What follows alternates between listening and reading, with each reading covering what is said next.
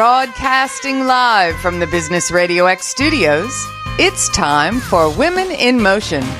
Brought to you by WBEC West. Join forces, succeed together. Now, here's your host.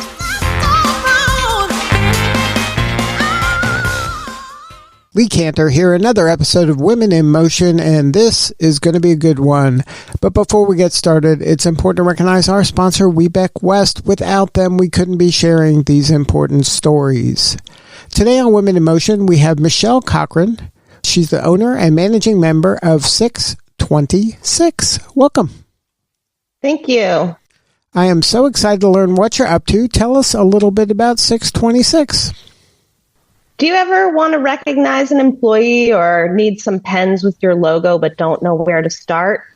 Even a seasoned marketer or history procurement manager, they just don't have time to waste on sourcing quality items from reputable factories. That's where we come in. We help find the heart of our clients' brands with promotional products that have soul and substance. Is there a story behind the name?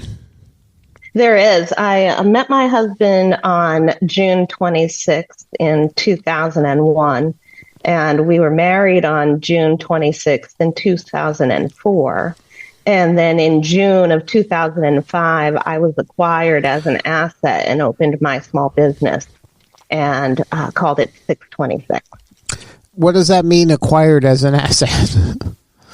So I was an employee of a promotional products distributor, and they were acquired. So the new distributor purchased that business based on the assets of sale.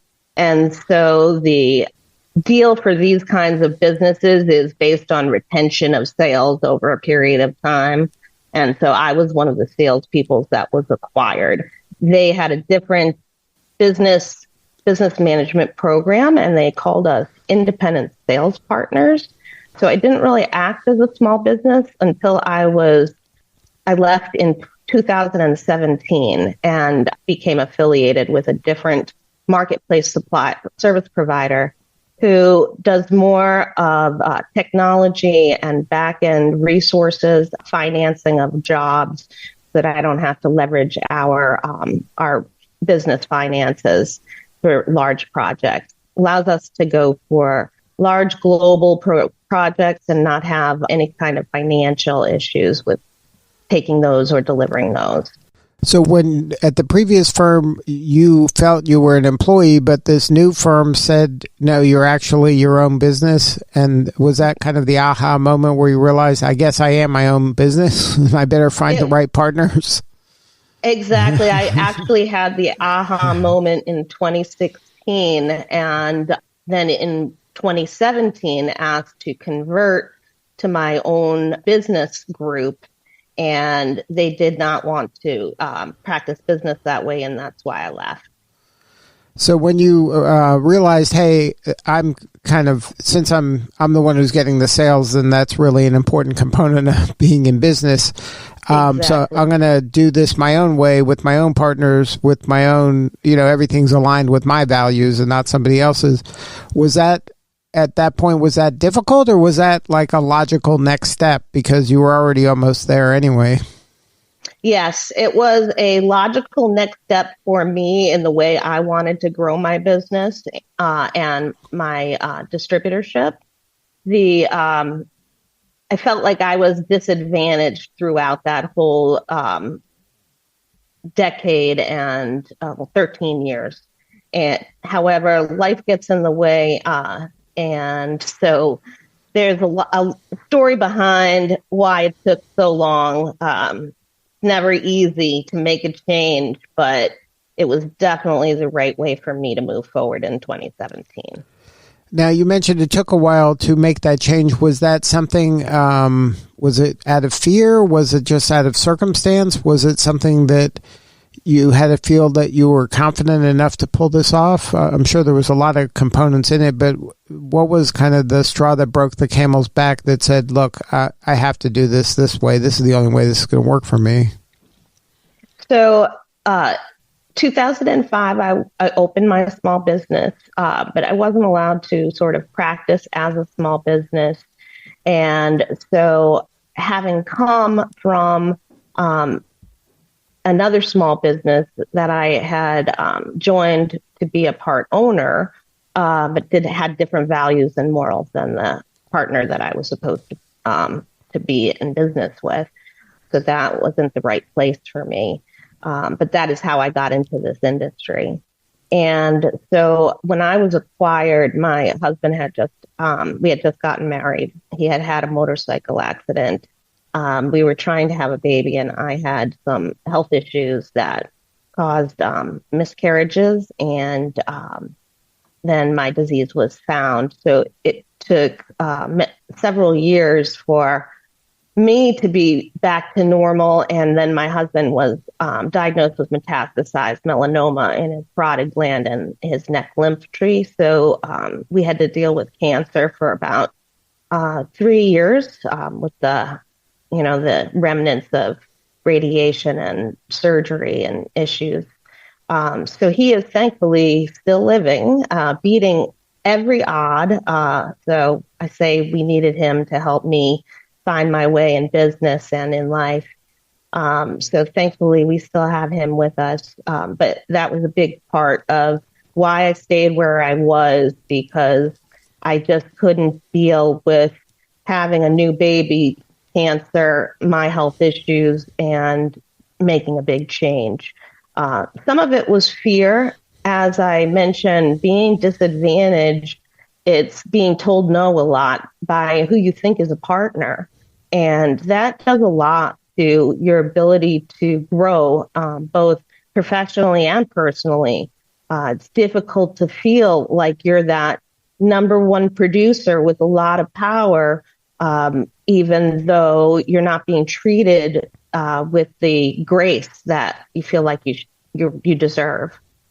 So it was really sincerely the best move I made was to leave that company and find my way as a small business. Doing so, I found the Small Business Development Center and the SBA, and was able to be accredited as a woman-owned business. Prior to, I didn't operate as a small business, so I wouldn't have been able to. So that was one of my goals when I started to really implement some new tools in 2017, 2018, 2019. And then when 2020 came along, I was ready for COVID, because I had tiers of small businesses to lean on when our businesses took a plummet and shift. So it's really been a great change for me, and it's helped me personally to find love again in my career pathing. So much so that my son is heading to college, and he keeps saying, I want to come into your business. I want to come into your business. So that is exciting for me. What an inspirational story, and what a gift you're giving your child, role modeling this behavior and how to deal with, hard times and the resilience. Just kudos to you for all that you've accomplished. This is an amazing, inspirational story for everyone to hear, and the lessons that you're sharing are so important for others, because life is hard, and a lot of times you benefit from betting on yourself and believing in yourself, and the resources become available when you kind of lean into them. Yeah, and the resources are available. You just have to look for them. When you really focus and direct yourself and put your goals down on paper, it starts to really happen. As a salesperson, you look at basic numbers. As a business owner, you look deep into where you're spending your money and what you're getting out of it. And it's really a different mindset. For me, it's so fulfilling because from start to finish, we keep our clients abreast of the production scheduling, anticipated shipping schedules, when they can expect delivery. And then after, we follow up with a thank you and plant a tree to offset our carbon footprint, since we do most of our business via shipping. And so we have a little forest going with almost 300 trees. And it's really fun because we put a little picture to commemorate the project with the tree, and it's almost like gamification when you go to the site and can pop on the trees and see what the product was. And then how did that plant a tree idea come about? Was that something you just thought about and you're like, hey, I think we can do that? That's a fun way of illustrating the impact we're making? Yeah, it had been something that I had been thinking about because of our carbon footprint. I ship carbon neutral with UPS whenever possible, or actually all the time on my account. And so I wanted to do something else to commemorate my clients' programs, as well as to do something for the planet. So we implemented that during COVID in 2020.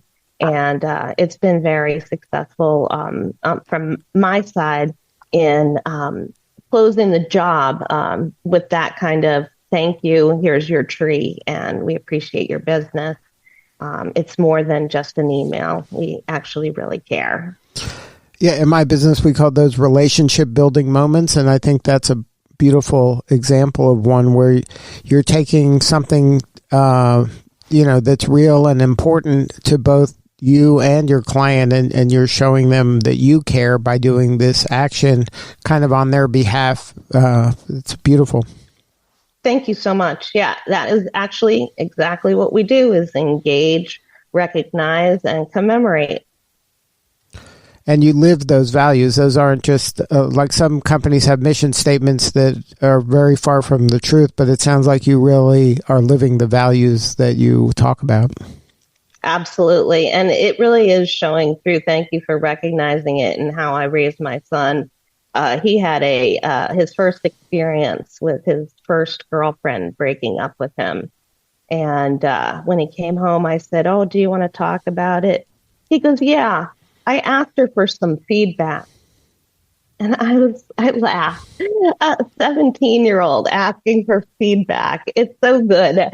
That's from hearing me and my husband in business and communicating. So he didn't get all broken up. He heard what she said and was able to walk away feeling fine because he hadn't done anything wrong, which was a great way for him to end his first relationship. So and I feel really good about that. Yeah. That's a testament to your parenting. When your child is mimicking back your words, you may think they're not hearing you, but they're grasping the key concepts. And when they say them back to you, you're like, oh, I know that we've said those words exactly in here, so I know where you got it from.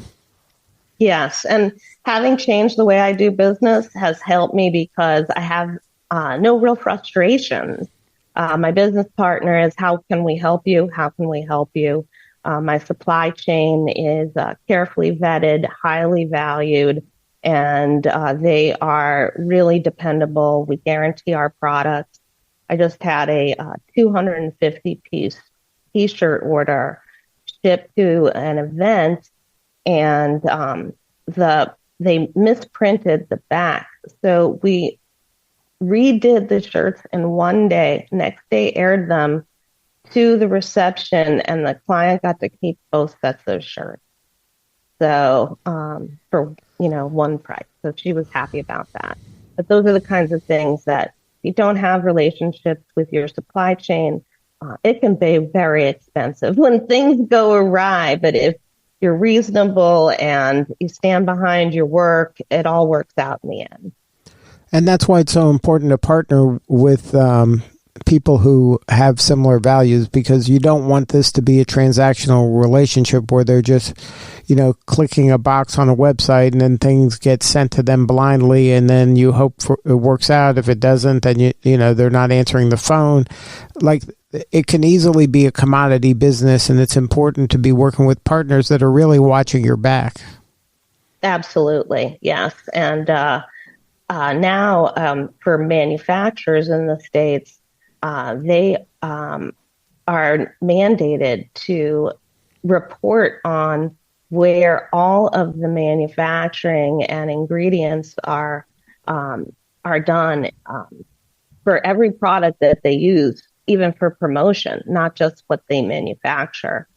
So we had to do a big project for Carson Manufacturing, which is Ping Golf, and report back from 23 different factories on the PFAs in the product, and either a statement that there were none or testing reports back so they had them on file. So this is new, and all of our factories that we work with will be starting to show those ingredients and those testing documents right on their website, so you can pull them right with the product when you're quoting to show the client what you're actually selling. Now, you mentioned when you started, you were getting involved with a variety of organizations. What drew you to Webec West, and why did you think it was important to become an accredited Weeby? So, as a distributor in your industry, it can oftentimes be an island where you don't have a lot of resources to grasp on.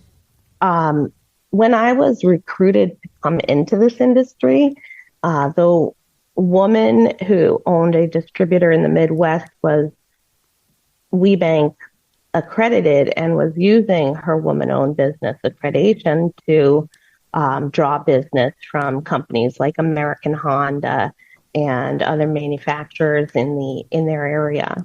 And so I knew about WeBank, and then when I did my small business information and started to be mentored by a gentleman at the SBDC, we talked about minority value accreditation and how it could help. And WeBank West has offered me a community like really no other. The open arms that you receive from everybody in the executive teams down to your peers. It's really a beautiful community everybody wants to help other people. I have a couple of fast friends that I value highly that are competitors to me in our industry, but we are so close because there's plenty of business for everybody out there. And if we all have respect and do our jobs, we get what we're supposed to get and what we are grasping for. And there, you don't have to be cutthroat about it. You can have these lovely relationships with all different kinds of people. And it's great. It's offered me a community in the region that I didn't have to draw on. And I really value that. Now, what have you gotten out of being a graduate of the Webec West Platinum Supplier Program? They actually taught me about a capability statement. I had no idea what it was. They taught me how to develop a 30, 60, 15-second pitch, how to prep for a presentation with corporate partners, where the value is in being accredited, and really how to grow professionally and take those next steps to really be a valued supplier to our corporate partners.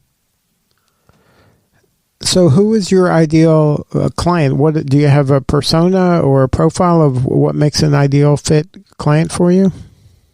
Ideal fit client is really any industry where they have a large amount of employees and or need to reach a large amount of people.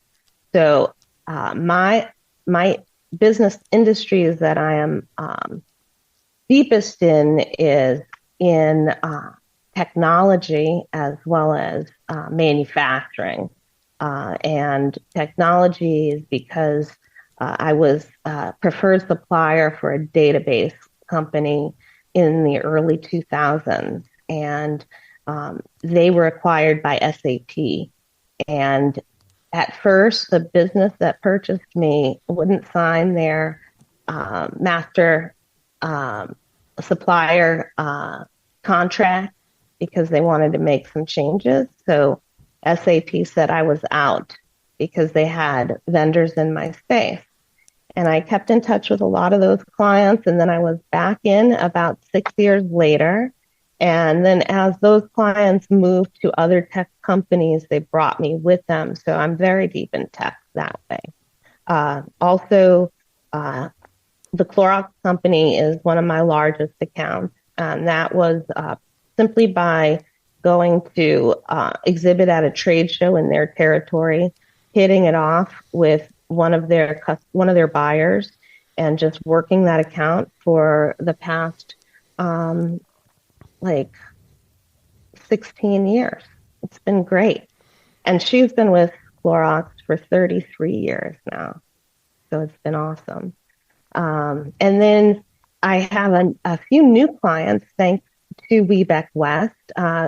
My largest local client is Salt River Project, one of our largest utilities and the oldest utilities here in Arizona. So I'm really proud to have that.